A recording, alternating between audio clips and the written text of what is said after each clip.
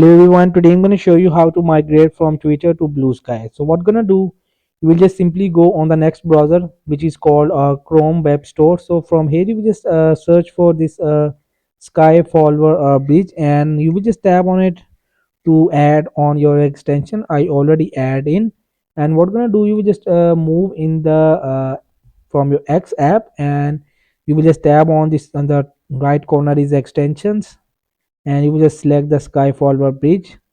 And what gonna do, you will just if you don't get password, you will just tap on it, simply app password, and it will be go to you the next page.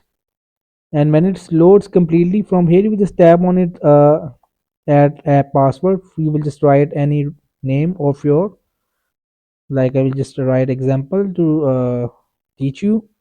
So I will just tap on it next, and it will generate me a password. So here is your app password. You will just simply copy it, and what gonna do, you will just move in your X app, and from the here you will just select the extension and Sky Follower bridge, and you will just simply type your username and your password, and simply just tap on this find Blue Sky user. So it will connect it with the Twitter to Blue Sky. So that's it. So hope this video helped you. Please don't forget to like and subscribe and get notified for more videos.